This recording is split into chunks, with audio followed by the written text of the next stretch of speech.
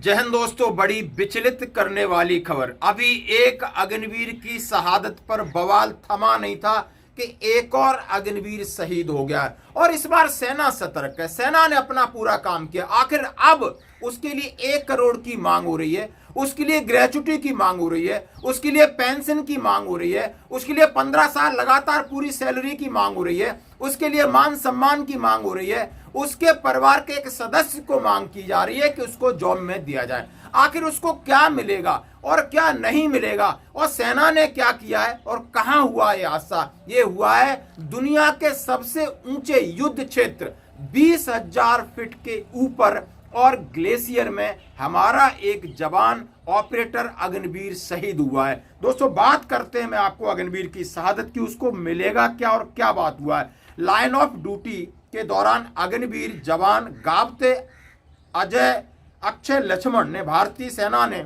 Siachen 20,000 foot पर वो तैनात था और फायर एंड फ्यूरी कोर का ये हिस्सा था।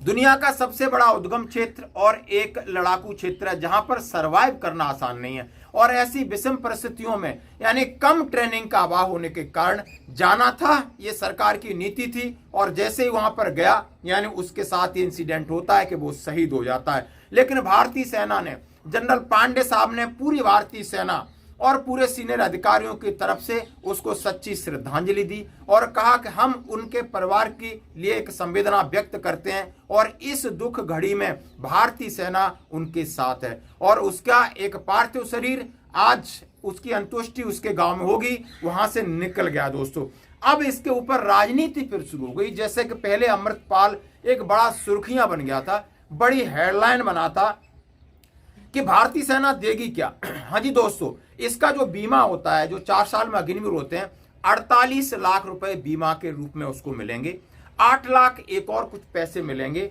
4 साल की उसकी सैलरी मिलेगी और सभी सुविधाएं मिलेंगी दोस्तों। हाँ, और उसको सम्मान मिलेगा। यानी भारतीय सेना जो नियम बनाया सरकार ने, अग्निवीर बना के दिया है, उसके हिसाब से ये बनता है। अब मैं बात करता हूं कि यानी कि जो आगे उसके लिए ऊपर क्या बवाल हो रहा है। अब सारे नेता हों या दूसरे एक सेना के अधिकारी कर्नल साहब कह रहे हैं कि उसने देश का एक और बहादुर अग्निवीर शहीद हुआ, अधूरी ट्रेनिंग का असर दिखना शुरू, यानी ये अधूरी अपर्याप्त ट्रेनिंग का असर है कि यानी वो सरवाइव नहीं कर चुका।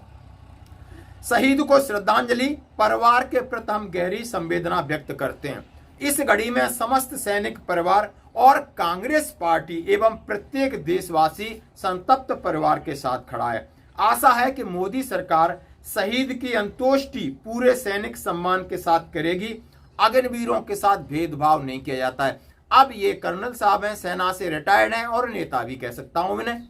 इन्होंने सीधा अब अपना हमला है सरकार की तरफ कर दिया, और बनता भी है कि सरकार की नीति के अनुसार उन्होंने कहा है कि इसका जो लास्ट सम्मान है और उसका जो अंत्येष्टि है वो सैनिक सम्मान के साथ होगा, हम ऐसी उम्मीद करते हैं। अब इन्होंने बहुत सारी मांगे रखी हैं, ये सभी के लिए। आप इससे कितना सहमत रखते हैं कि उसको शहीद का दर्जा मिले, शहीद का सम्मान मिले, ग्रेचुटी मिले, यानी जो कि ग्रेचुटी 5 साल के बाद मिलती थी, पहले 5 साल अग्निवीर की व्यवस्था थी, इसलिए 4 साल की ग्रेचुटी न देनी पड़े। 1 करोड़ का एक्स ग्रेसिया अलाउंस मिले, ये जो अमाउंट होता है एक्स ग्रेसिया अमाउंट 1 करोड़ रुपए उसको मिले। 15 साल फुल उसकी सैलरी मिले, 15 साल उसकी फुल सैलरी मिले, और उसको पेंशन परिवार को मिले, और परिवार के सदस्य को एक नौकरी मिले, और शहादत के साथ न्याय हो। यानी ये शहादत पूरे देश की हुई है, और देश जब पूरी संवेदना व्यक्त कर सकता है तो देश उसके पीछे खड़ा भी हो सकता है। बहुत सारे कॉर्पोरेट सेक्टर उसको नौकरी की बात तो करते हैं, ये शहीद हो रहा है तो कौन आगे बढ़ करके उनके परिवार की मदद करता है, आज ये देखने वाली बात है दोस्तों।